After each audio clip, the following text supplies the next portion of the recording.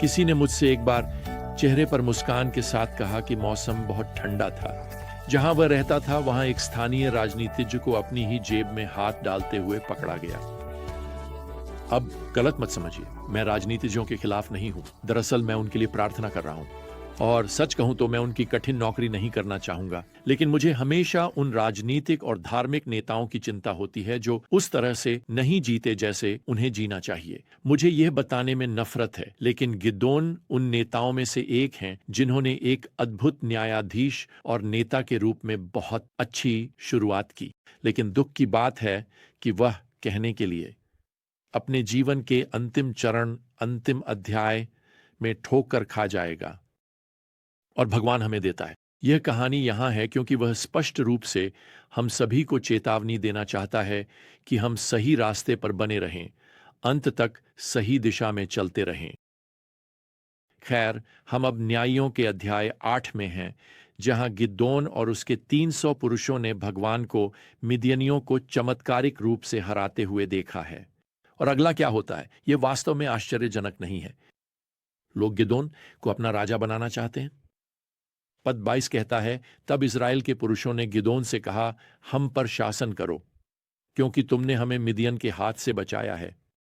अब एक सेकंड रुको। नहीं, उसने ऐसा नहीं किया। भगवान ने उन्हें बचाया।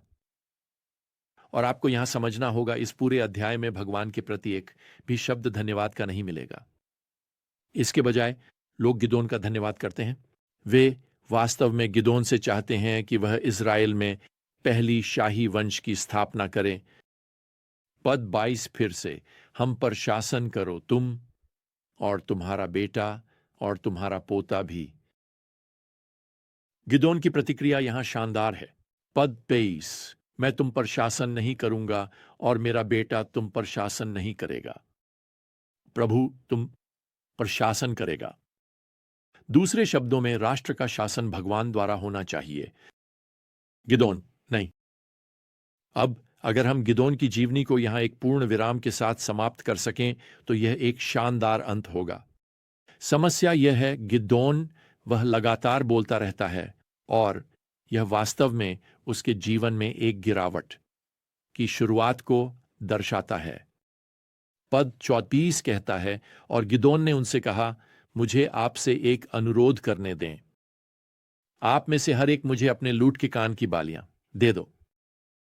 और उन्होंने एक चादर फैलाई और हर आदमी ने उसमें अपनी लूट की कान की बालियां डाल दी। और उसने जो सुनहरी बालियां मांगी थीं, उनका वजन 1,700 शेकेल सोने का था। यह लगभग 800 औंस सोने के बराबर है। यह $1 मिलियन से भी ज्यादा की कीमत का है। तो इस चित्र को अपने मन में सही तरीके से समझें। गिदोन अब पहले की तरह एक गरीब किसान लड़का नहीं है जैसा कि वह 6 महीने पहले था। वह अब एक बहुत अमीर आदमी है। अमीर होना गलत नहीं है, लेकिन इतिहास में बार बार यह दिखाया गया है कि कठिनाइयां आध्यात्मिक रूप से अधिक सुरक्षित होती हैं। फिर समृद्धि। यहां एक और समस्या है कि गिदोन का मकसद वास्तव में सोने की लालच नहीं है, बल्कि प्रभाव है। पद 27 हमें बताता है कि गिदोन ने इस सोने को लिया और इससे एक एफोद बनाया और इसे अपने शहर ओफ्रा में रखा। सारा इस्राएल वहां इसके पीछे भागा और यह गिदोन और उसके परिवार के लिए एक जाल बन गया। अब एफोद इजरायली पूजा में बहुत महत्वपूर्ण था। यह एक एप्रन की तरह बनाया गया था। यह केवल उच्च याजक के बाहरी वस्त्रों के ऊपर पहना जाता था। तो गिदोन यहां सोने से एक नकल का एफोद बनाता है और वह उच्च याजक की भूमिका निभाना शुरू कर देता है। लेकिन वह ऐसा क्यों करेगा? खैर, हम कुछ संकेत एक साथ रख सकते हैं। पहले, हम जानते हैं कि यहां याजक वर्ग भ्रष्ट है। इस समय यह प्रभावी नहीं है। न्यायियों की पूरी किताब में कहीं भी आप नहीं पढ़ते कि कोई उच्च याजक किसी को पूजा में नेतृत्व कर रहा हो। दूसरे, तंबू बुस जो पूजा का केंद्रीय स्थान है, शीलो में स्थित है। यह एप्रैम के क्षेत्र में है। हमने अपनी पिछली अध्ययन में देखा कि गिदोन और एप्रैम के जनजाति के बीच बहुत बुरा संबंध है। तीसरा, गिदोन स्पष्ट रूप से मानता है कि चूंकि वह वही है जिसे भगवान ने अतीत में बात की है, तो वह वही होगा जिसके माध्यम से भगवान भविष्य में बात करेगा। तो गिदोन बस इसे एक कदम और आगे बढ़ाता है। वह उच्च याजक की भूमिका निभाना शुरू कर देता है। वह पूजा सेवाओं को प्रेम से अपने अपने गृहनगर में स्थानांतरित कर देता है। ईश्वर के शब्दों के अनुसार, जो निर्गमन अध्याय 28 में है, केवल हारून के वंशज ही एफोद पहन सकते हैं। केवल वे ही उच्च याजक के रूप में सेवा कर सकते हैं। तो गिदोन यहां एक प्रतिकूल याजक वर्ग का निर्माण करता है, एक प्रतिकूल स्थान पर। वह शायद सच्चे मन से प्रेरित था, लेकिन वह सच्चे मन से गलत था। आप जानते हैं, अधिकार में लोग इस सोच में फंस सकते हैं कि वे पहुंच गए हैं, वे कुछ खास हैं, वे एक विशेष मामला है, वे एक विशेष नियमों के सेट के अनुसार जी सकते हैं। अब सच यह है कि नेताओं के पास वास्तव में कुछ खास होता है।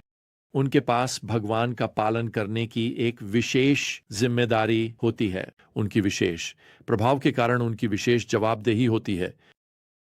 तो भगवान यहां गिदोन के साथ क्या करते हैं? खैर, पद 28 आपको आश्चर्यचकित कर सकता है। तो मिदियन इज़राइल के लोगों के सामने पराजित हो गया और उन्होंने अपने सिर उठाए और फिर नहीं। और गिदोन के दिनों में देश ने 40 साल तक विश्राम किया। आप जानते हैं भगवान क्या करते हैं? भगवान कुछ नहीं करते। स्वर्ग से कोई गरज नहीं, कोई बिजली की चमक नहीं, जो गिदोन और इस झूठी पूजा को खत्म कर दे। इज़राइल को 40 साल तक शांति मिलती है। लेकिन मुझे आपको एक बात बताने दें, बस इसलिए कि जब हम पाप करते हैं तो भगवान चुप रहते हैं, इसका मतलब यह नहीं है कि भगवान सो रहे हैं।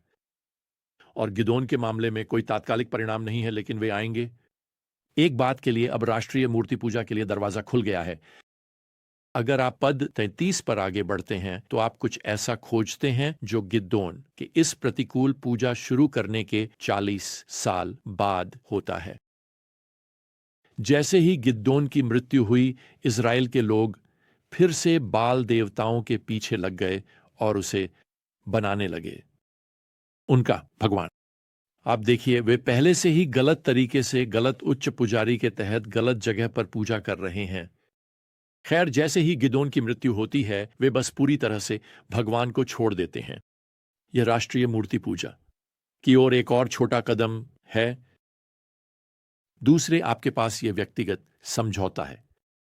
जैसे जैसे गिदोन बड़े होते हैं, वे और भी अधिक पापी होते जाते हैं। अब गिदोन के 70 बेटे थे क्योंकि उसकी कई पत्नियां थीं। अरे नहीं, आप जानते हैं यहां क्या हो रहा है? गिदोन वास्तव में इजरायली न्यायाधीश की जीवन शैली नहीं जी रहा है, बल्कि एक कनानी राजा की जीवन शैली जी रहा है। जब आप भगवान के वचन की अवहेलना करते हैं तो क्या होता है? खैर, आप अपने ही वचन, अपने ही भावनाओं, अपने ही तर्कों, अपने ही इच्छाओं का पालन करते हैं, या आप अपने जीवन में अधिकार बन जाते हैं। यह या तो भगवान का अनुसरण करना है या अपने आप का। पद 31 हमें बताता है कि गिदोन, उसके पास शेखेम में एक दासी भी है। एक दासी एक प्रेमिका होती है। तो गिदोन की दर्जनों पत्नियां हैं, लेकिन उसके पास शेखेम में एक महिला भी है और वह उसे एक बेटा जन्म देती है। वैसे ये कोई साधारण बेटा नहीं है। पाठ हमें यहां बताता है, पद 31 में, गिदोन ने उसका नाम अबीमेलेक रखा।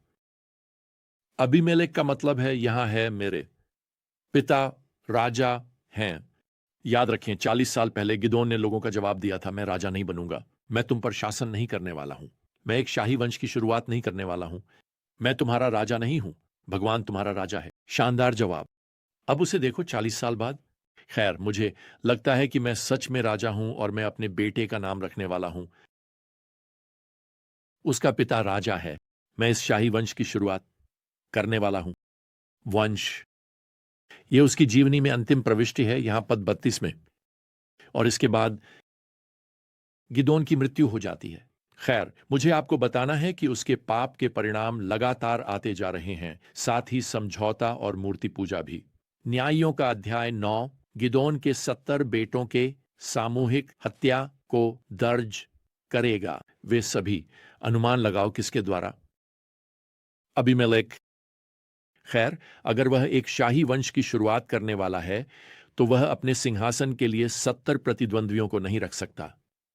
अध्याय 9 हमें बताता है कि अबीमेलेक राजा बनेगा, राजा के रूप में केवल 3 साल तक, जब तक कि उसे युद्ध में नहीं मार दिया जाएगा।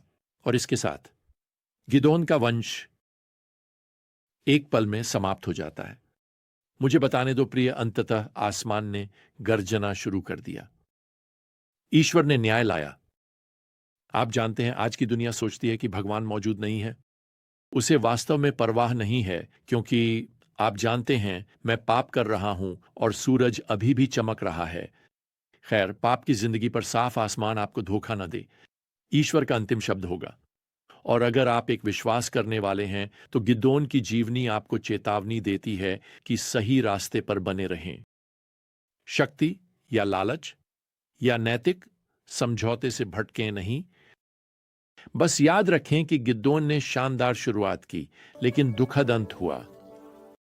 तो अपनी दौड़ लगाओ, इसे अच्छे से दौड़ाओ और अंत रेखा तक पूरी दौड़ लगाओ।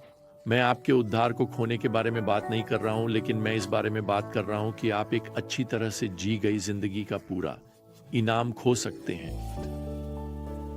खैर, जब तक हमारा अगला अध्ययन एक साथ न हो, प्रभु यीशु मसीह की कृपा, भगवान का प्रेम और पवित्र आत्मा की संगति आप सभी के साथ रहे। आमीन।